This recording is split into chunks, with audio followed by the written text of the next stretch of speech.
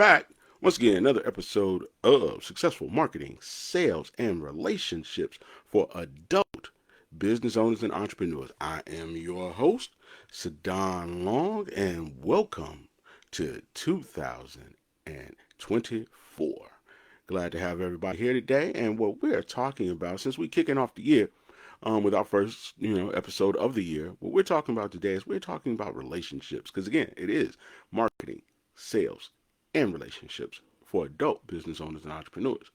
And if you read the description, you know what I said in the description is everything you do is going to be predicated on who you partner with. You can have a beautiful, wonderful, awesome business if you partner with great people. You can have a beautiful, wonderful relationship if you partner with great people. And with that being said, today I just really want to ensure that we start off the year the right way. And the best way to do that for me is really to break down what great people really are and the roles that people can play in your life so that you can take this information and use it in a in a proper way, to thoroughly vet the people you spend time with versus the people you invest time in, because there is a true difference between spending time with someone and investing time with someone. So we want to make sure that we put you in the best position possible to be successful in 2024. Because it is my belief, based on my experience, based on the people I've worked with, based on the work we've done, that you can build $1 million business in 2024. So with that being said, let's just get down to it. So, like I said, there are five roles that people can play in your life, and only three of them are good. So let's start with the first role somebody can play in your life. The very first role someone can play in your life, whether it's business or personal, is the role of partner. Partners are somebody that you are literally back to back with in the fight. That's my partner. We are going to go down swinging. We're going to come back, either with a victory or in a box. Those are your partners. Those are people that are actually putting in the work each and every day, just like you. They get up just like you with the same goal as you, which is to win, which is to make your family whole, which is to make money, which is to make the company grow, whatever it is. Your partners are equal contributors. They are working just as hard as you to ensure that whatever you're involved in is a success. If it is a family, that our family is successful, your partner is going to go to work and they're going to give maximum effort so that they can bring home the maximum amount of money, so that we can then use that money to further our family. Same thing in a business relationship. A lot of people like employees and workers. In 2024, you do not want employees and workers, you want partners. The reason you want partners is because of what I just said. Your partners have an invested interest in the same thing you do, which is to be extremely successful. When you partner with someone, when you give them equity, when you give them a piece of the pie, now they are equally as concerned as you about growing the pie. They're equally as concerned about you as with waste. They don't want to waste money. They don't want to spend unnecessary money because that affects the bottom line. And when it affects the bottom line and they know they get a cut of the bottom line, now they're a lot more judicious about how they spend money. Now they're a lot more judicious about who they hire or what they allow people to get away with. Same thing in a relationship. When both people have shared equity, meaning that if this thing flourishes, they both benefit from it. Now all of a sudden people start turning off lights. Now all of a sudden people start monitoring how much light and gas we're using. Now all of a sudden people start monitoring how much money we're spending. Because they know there is a benefit at the end of it for them. We talk about this all the time. If it is your vision, then it is your victory. But if the vision is shared, then it is both people's victory, or however many people are participating in the plan that allows us to get to where we're trying to go. So in 2024, partner with someone. someone who you can win with, someone who gives you an opportunity to have the best life possible, the best outcome possible. And if you do, there's a strong possibility that you're going to get exactly what you hope for. When you look at sports, you know, the teams who have the best players typically win. Typically the team that has LeBron James, the team that had Kobe Bryant, the team that had Michael Jordan won because they had the best player. So if you got a chance to pick, why would you pick someone who does not give you the best chance to win? And again, this is for adults. So if you're an adult and you've reached the midpoint of your life, you've reached somewhere in the second quarter of your life, where you're starting to move toward halftime, you need to be looking at the people you spend your time with versus the people you invest time in. Now, if you have a surplus of time where you can spend some time with someone, then that's your choice. But the thing with spending time is that it requires that you give something. It requires that you put something out.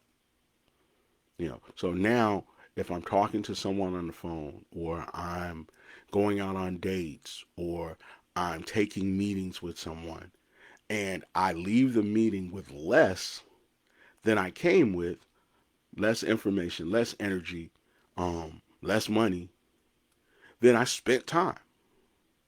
But at the same time, if I'm investing in someone, then I walk away believing that there's going to be a return on that investment.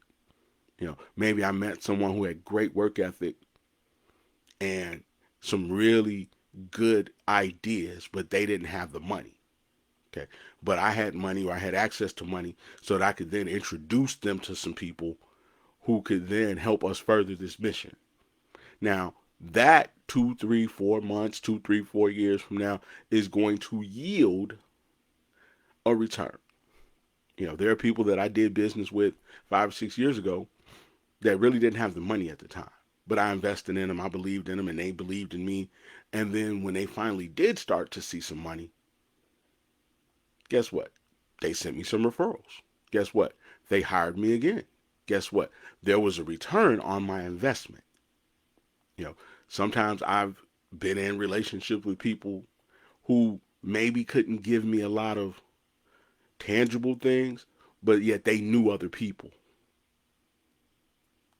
They maybe didn't give me money, but they knew somebody.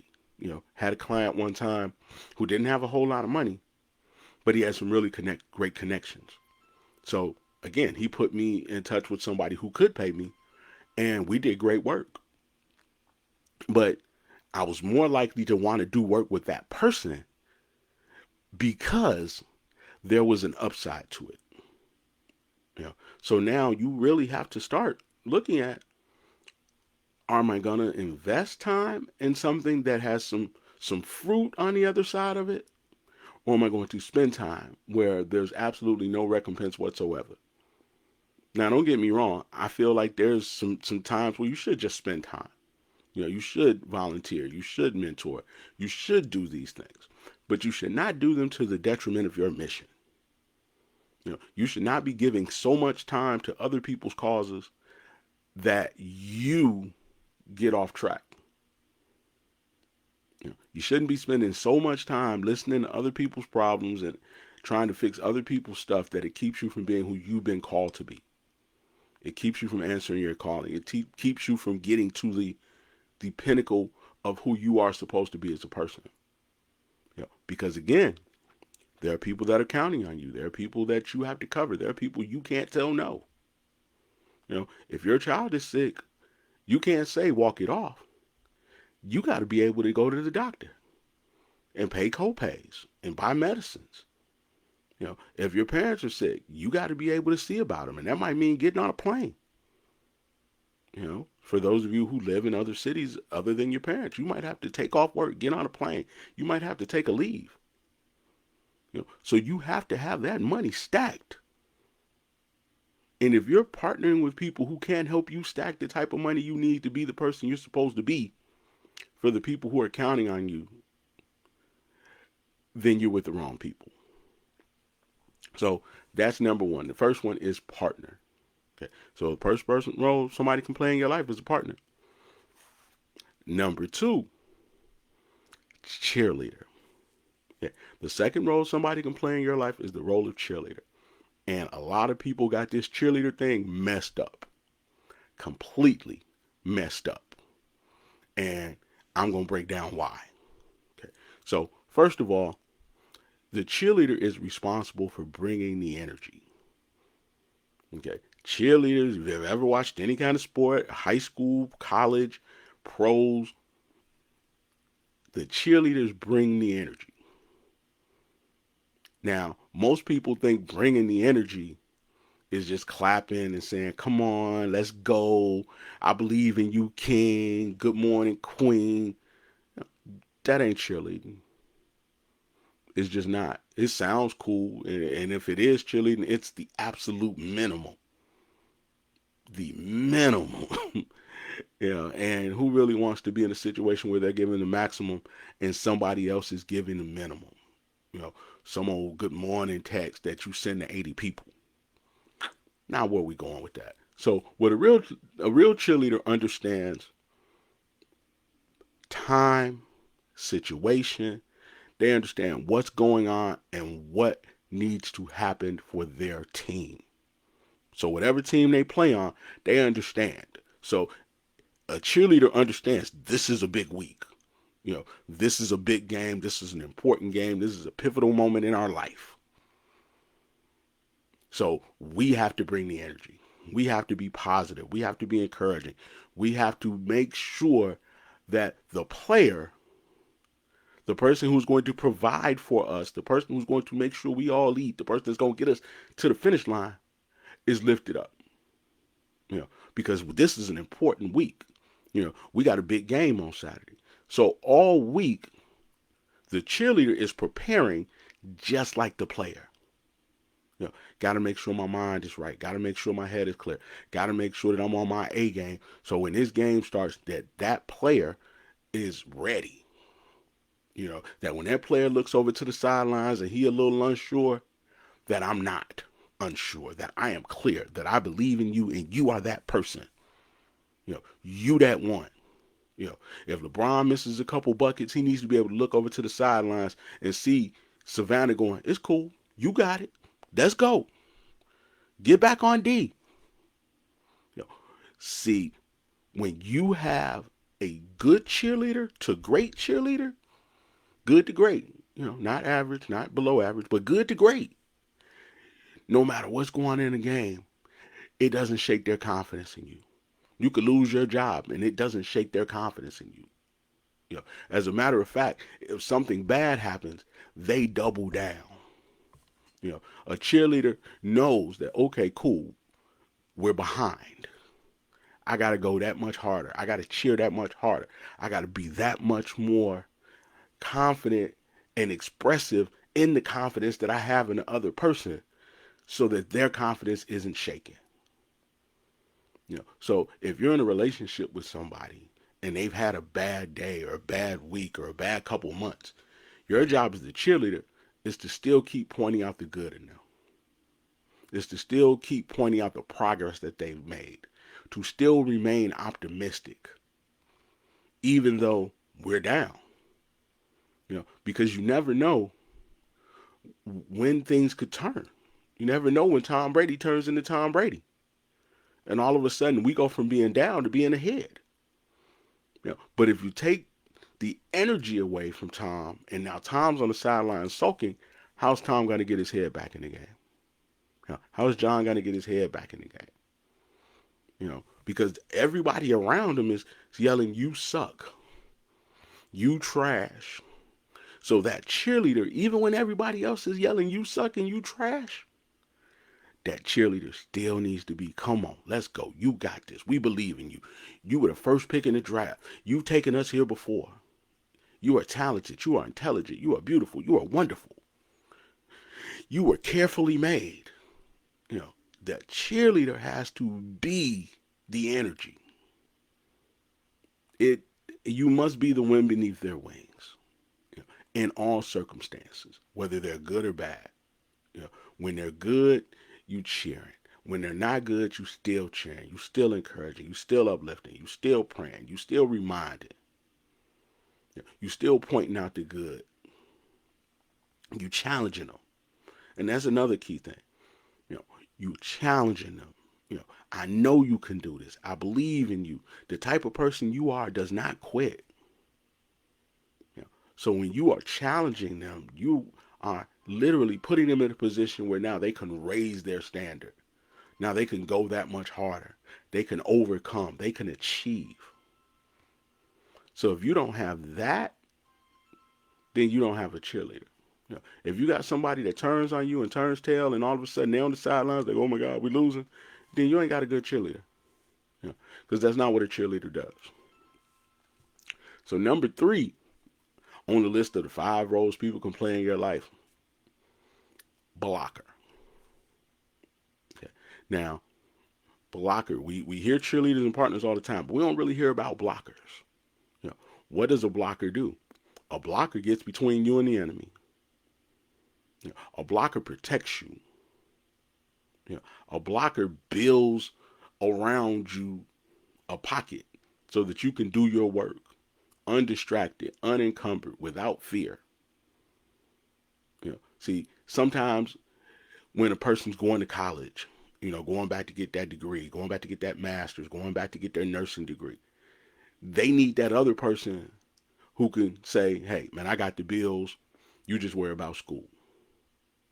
You go back and you look in the old days when granddaddies and great granddaddies went out to work, and then they would come home and grandma would tell the whole house to shut it down. He trying to sleep. See, that's a blocker. Your daddy got to go to work. Don't be him making all that noise. Okay.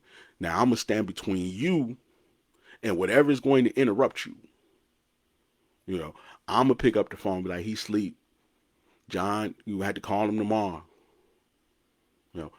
I'm gonna be the one who's not interrupting you. I'm gonna be the one who's making sure that you are uninterrupted. The person who has the type of emotional intelligence and self-awareness to say, yeah, I need to wait before I bring this up. Yeah, I need to wait till a better time to have a conversation about this, because right now they need that energy. Right now they need to focus. Right now they need to get down and get in and do what they need to do. And in the meantime, I'm going to make sure his mama good. In the meantime, I'm going to make sure the kid's good. In the meantime, I'm going to handle the bills so that the person that's ultimately going to get us over the finish line can do what they need to do. They can do that deep work that needs to be done. They can pass that test. They can pass that certification so that we can all win. So in business especially, you need a person that's a gatekeeper. You need a person that's gonna be like, nope, not today. we got stuff going on, man. You can't just pop up and try to have lunch. He's not here right now, even if you're here. Because that person protects you, even if they got to protect you from yourself. Yeah, I knew you would have did something about it if I told you. That's why I ain't tell you. You would have gave them that money. That's why I ain't tell you. So you need a blocker. Because a blocker is going to sacrifice. They're going to sacrifice their bodies. They're going to sacrifice the star status. Because a lot of times, Tom Brady. You know Cam Newton, but you don't know who the blockers were. You don't know who the guys were that made it so that Tom could do what Tom needed to do. You don't know who the guys were that made it so Cam could do what he needed to do. Everybody knows Barack Obama, but not everybody knows Michelle. Everybody knows Malcolm, but not everybody knows Betty. Everybody knows MLK, but not everybody knows Coretta. We go and we talk about John Majors and how John was saying, I need you to be more Michelle, like I need you to be more Coretta. Like, really what he's saying is I need you to block. I need you to get out here and be the face that keeps people away so I can do great work. Not tear me down, not take away my energy, not discourage me, not take my attention away from the things that I need to get done that's going to make so we both win. I need you to block. Because again, if you block, I can get us to the Super Bowl. If you block, I can make us $1 million this year. If you block, I can do the thing that's going to make both of our lives easier. That's going to make achieving our goals happen a lot faster. That's going to get us to where we're both trying to go. Yeah. But as the blocker, you got to realize that sometimes you're going to have to sacrifice some shine. And sometimes you're going to have a great wife and you're going to have to be Mr. Her, you know, and not let the media and not let people who have absolutely no good intentions for you convince you that you should be a star. We go back and we talk about this Tyler Perry thing. You know, it's like, I don't want no broke man. You know, if all he could do is take me out, if all he can do is pay a light bill, I don't want that. But there's somebody else out there that if he blocking, will take him all day. That if he making sure that I'm at peace, if he making sure that my mind is clear, if he making sure that I can win when I go out here in this world, he worth way more than a light bill and an occasional dinner. He worth way more than paying bills, because I can get the money.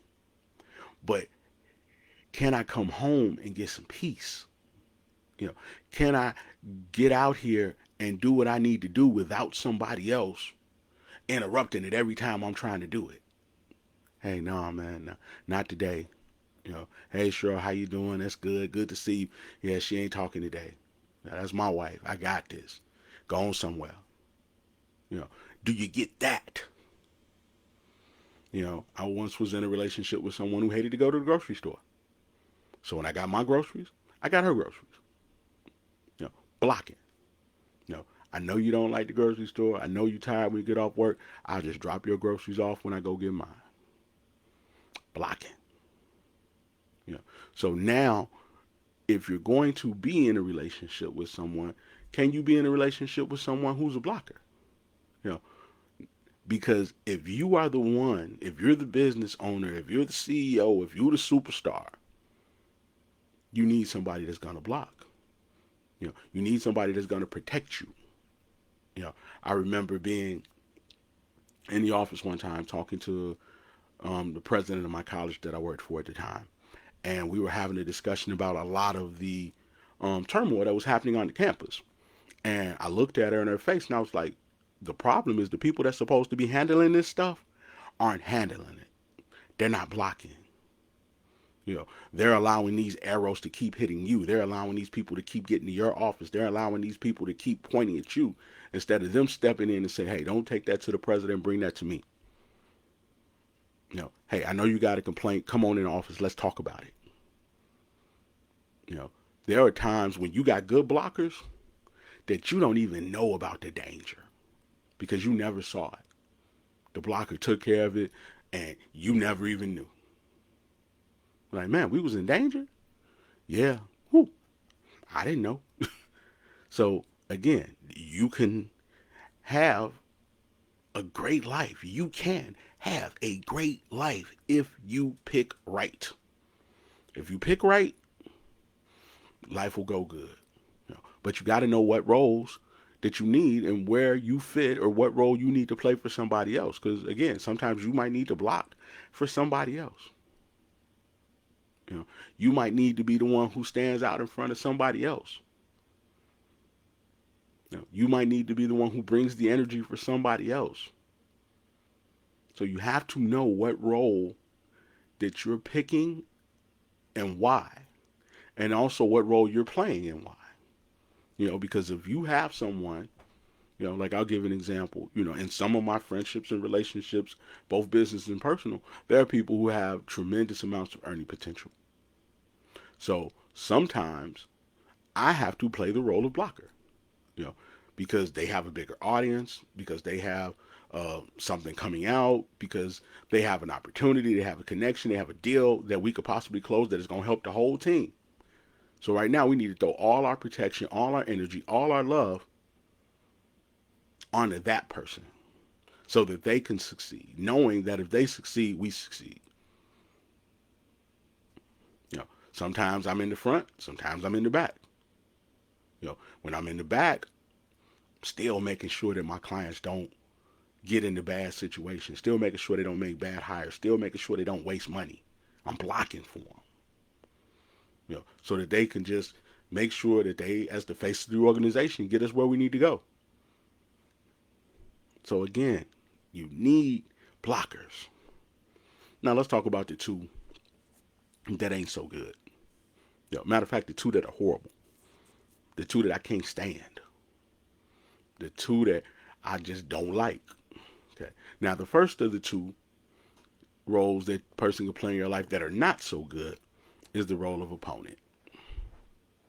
So when we start talking about opponents or ops, you already know what that is. That's a person who is actively working against you. A person that is taking your peace, taking your energy, trying to beat you or see you fail. Okay. A person that might actually be in your house, but they're jealous because you're doing and getting the majority of the attention. So now they want to take you down a peg. Now they want to take some of the credit even though they didn't do any of the work. Now they want to be in a position where they're pulling on your garment. They need your time. They need your energy. They're not understanding that this is a big moment. They don't understand what you're up against. Okay. And because they don't understand, they don't know how to move correctly. They're so concerned about them that they're not worried about you.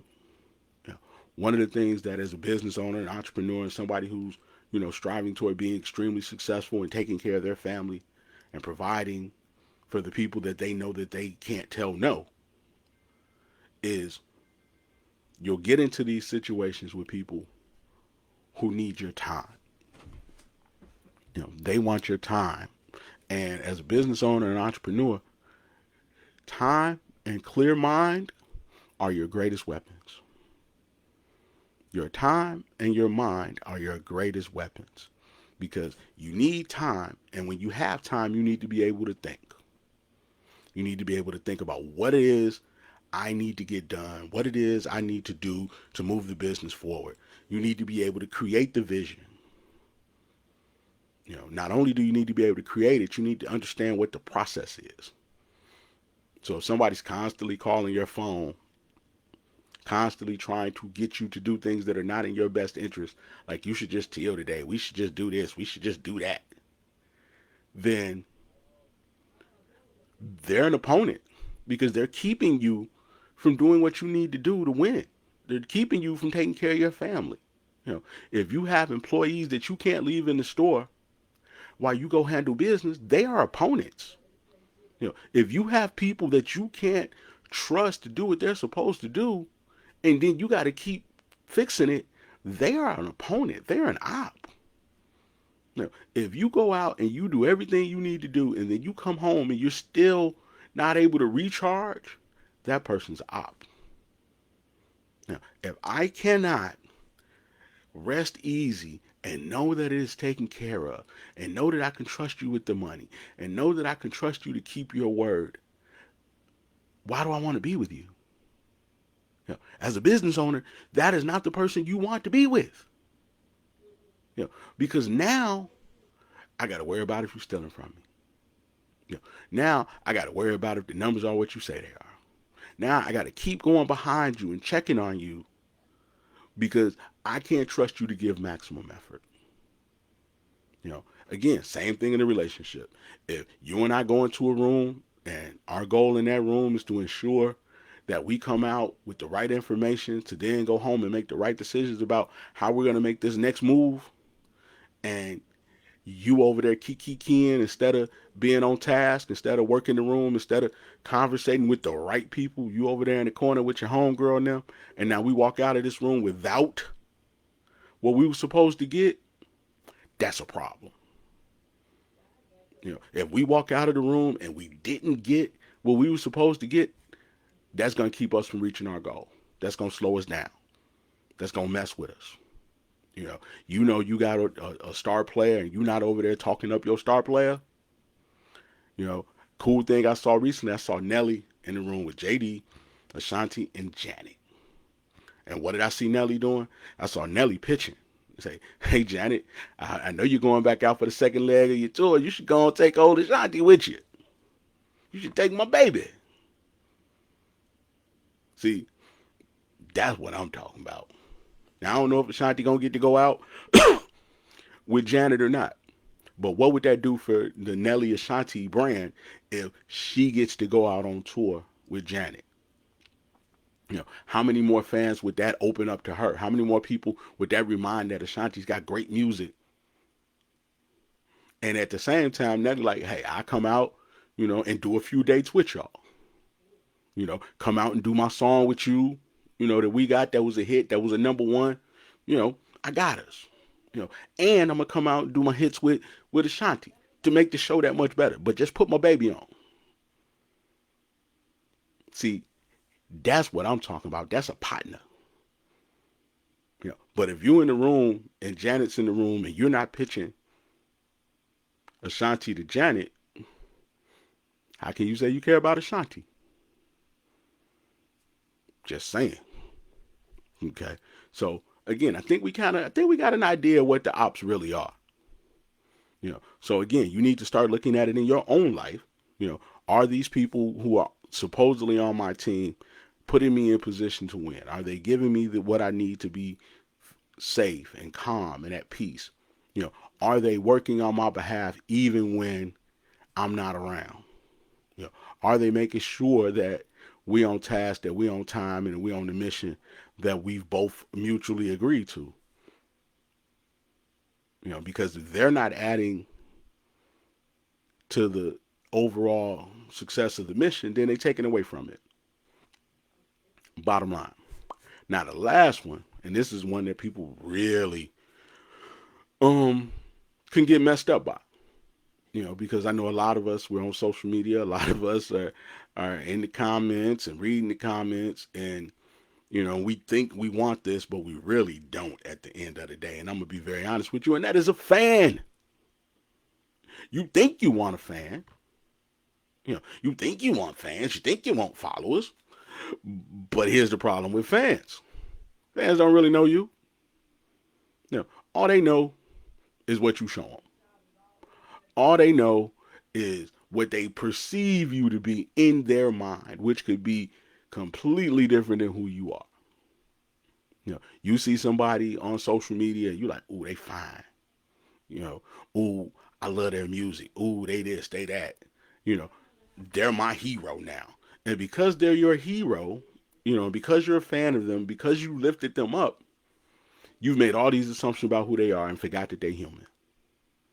And then what happens is, as soon as they do something you don't like or isn't consistent with your fantasy, then all of a sudden you want to bite their back out. Then all of a sudden you want to turn on them. Then all of a sudden you want to cancel them. So now when you are looking at fans, the fans don't know what it takes for you to be who you are. So now if you stumble or fall, they're disappointed. Ain't put in no work, ain't done nothing at all to help you get to where you are, but got something to say about the fact that you failed. People who were fans of you when you had this great job, now calling you stupid. I don't know how she messed up that good job. She had a good job. That was me. I would have never did that.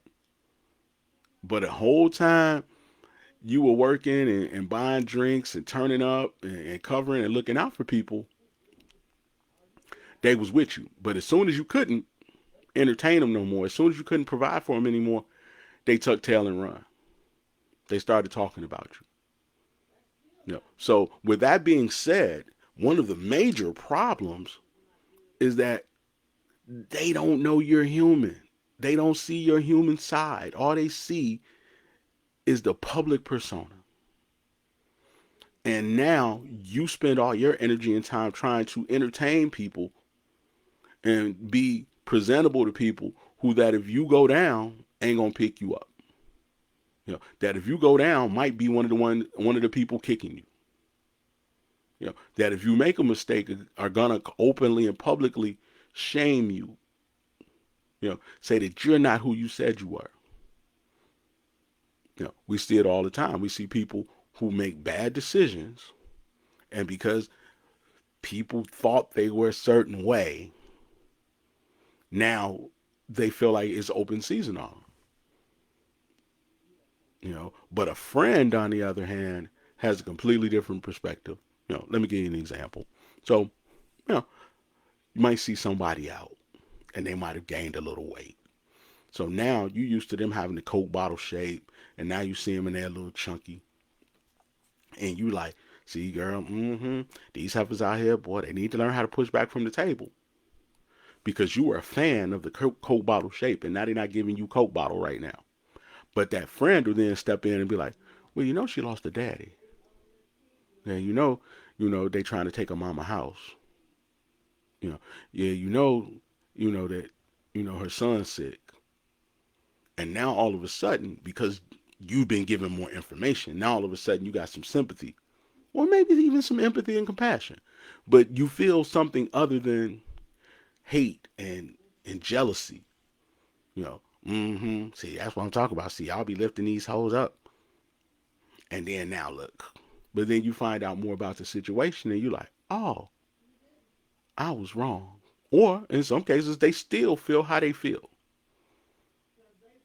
But if you have real friends and not just fans, there's going to be a level of compassion. There's going to be a level of empathy. There's going to be some support through your difficult times. And if you should fall off, those people still got your back. Whereas the fan, people caught up in fandom, you know, they might love the Lakers, but if the Lakers start losing, they're going to start talking trash about the Lakers. The Lakers suck. They need to fire everybody. You know, they're not going to still be a Laker fan. They're going to be a vocal participant in your demise. They're going to try to take you down verbally, socially, on social media. Even if you're innocent, even if you're seen running away from your assailant, they're not going to even give you the benefit of the doubt. Because if somebody more powerful than you or somebody else that they consider to be more of a fan, themselves to be more of a fan of, then all of a sudden, what they're going to do is they're going to take those people's word over yours. You could tell. You literally can tell sometimes when somebody who's a fan of you has been talking to somebody else that they got a little bit more respect for than you, and that person has said something bad about you because now their whole perception of you changes. Could have been a fan of this particular artist forever. But then somebody else says, well, they did this, or they did this. I heard they doing that. Now all of a sudden you switch up. Now you're not playing their music no more. Now I'm not defending any artist. I'm not trying to point fingers at any artist. I'm simply saying that you see people who have not been found guilty of stuff having fingers pointed at them, and people cancel them before they got all the information.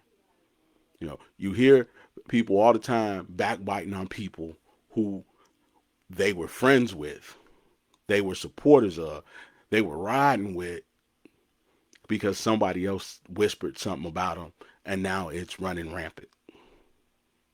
Same thing in business. You got somebody that you rock with and you've been doing business with for a long time, and then you talk to somebody that you got respect for, and they say, "Oh yeah, we don't do business with them. They a scumlord, or they don't do good business." And instead of saying, "Hey, that's my friend," or "Hey, that's my business partner," "Hey, that's my brother," regardless of how you feel, I'm still rocking with her. You switch sides. So do you really need people on your team that if they get in the room with other people, all of a sudden they're going to switch sides? Always like to talk about Jesus and Peter. Peter was talking bad about Judas. Jesus like, hey, man, you going to deny me too.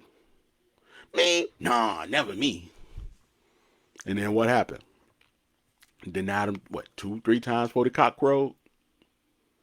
No. So again, fans are not what you want, because fans are fair weather. Fans will change. Fans will switch. And because fans will change and switch, you can't count on them. You can't say, hey, that this person, beyond a shadow of a doubt, if they fall out with me or disagree with me over something, or I do something they don't like, or I reach a rough patch, it's still going to be there for me. It's still going to encourage me. It's still going to be on my team. It's still going to block for me. Because the fan, when the weather changes, might be out the door. So while we're looking at how many followers we have, and we're looking at how many likes we got, and we're looking at how many people came out to support us, okay, how many of those people will actually rock with you if the business starts to slide? How many people will still rock with you if the business has to close? How many people will still rock with you if you now can't swipe that card? If you're not a good look, if you're not somebody worth standing next to because you're going through a difficult time. Everybody wants to take pictures when they out with their homegirl who doing it.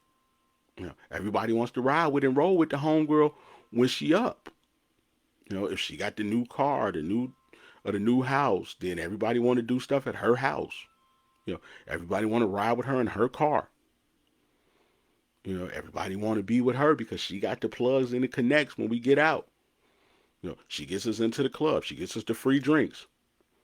She gets us the attention from men because that's my homegirl and she be doing it. But what happens when a difficult patch comes? What happens when she gets sick? What happens when all of a sudden she can't help you as much as she used to? Are you still riding with her? You still down? In the words of Tupac, are you still down? So again, fans, not what we want. We need partners, we need cheerleaders, and we need blockers. What we do not need is opponents and fans. We do not need people who are working against us, and we do not need people who are going to turn tail if they hear something negative about us, or if we no longer are able to entertain them to the same degree as before. If we can't take their phone calls, because as business owners, we busy. As business owners, we need to have a clear mind. As business owners, time is valuable. So I might not be able to hear all of this stuff that you got going on in your life. I might need to take a break sometime from you, from social media or whatever. And if I do need to take that break, I need to know that you're not going to then go out and talk bad about me. I'm going to finish with this one little story. Had a conversation with somebody one time, and we were having a bit of a disagreement. But I'd been out running, and I hadn't had an opportunity to charge my phone. So didn't really have a lot of juice left. Was on the earbuds, wasn't looking at the phone. So the phone went out. Battery died. So the person that I was on the phone with, having this disagreement with, thought I hung up on him. So once I finally did take a shower, get my phone charged up, I opened up the phone and see that they're sending subs about me on social. Not a real big deal. Nobody knows it's me. Nobody really looking at it going, okay, they're talking about me directly.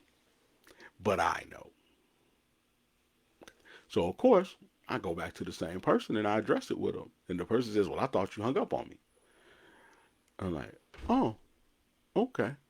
So because you thought I hung up on you, because you thought that, I in some way, shape, or form was minimizing you or misrecognizing you, you then felt comfortable enough to retaliate on social media.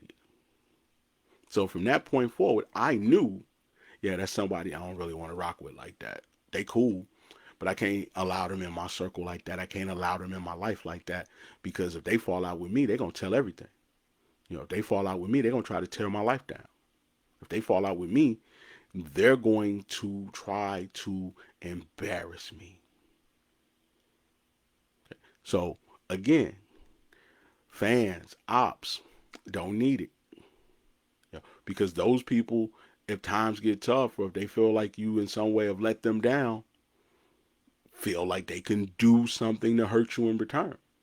Even though they don't really know you like that. Even though they're not really tight with you like that. And at the same time, they don't understand the most important moments. They don't understand when they need to give you space. They don't understand when they need to show you grace. They don't understand when they need to show you love. All they're thinking about is what they're getting, what they're not getting, what they want. And if they're never getting what they want, then all of a sudden they attack. And the cool thing is sometimes when they attack, you find out that you got some blockers that'll stand in the gap for you and say, not my friend, not my brother, not my sister. That's not true. They'll be the one that slides up and says, hey, that they've been going through some stuff, so you need to chill with that. And if they got to do it aggressively and violently, they will. So that's what you want in your life. And if you don't have those things, it is going to be very hard to be successful.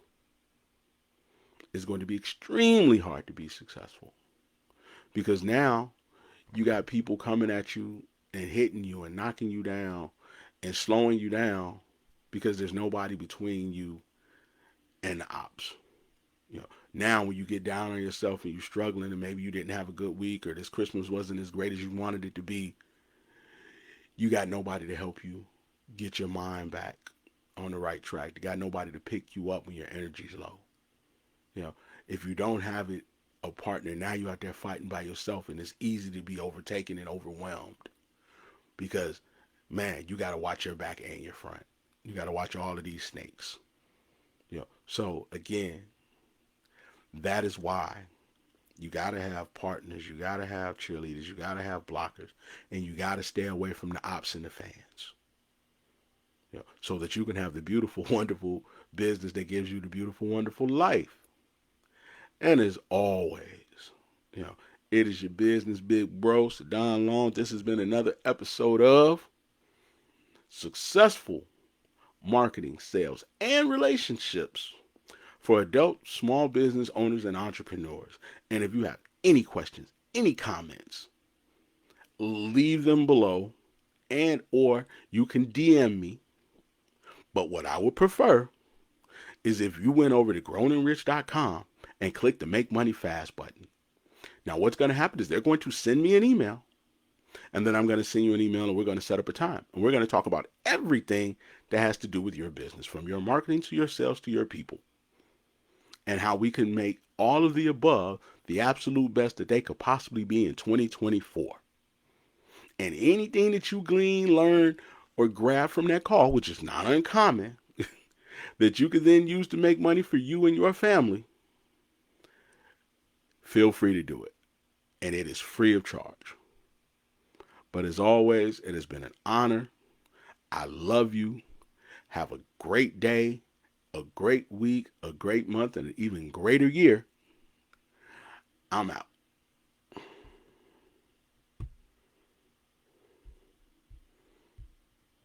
Don't go changing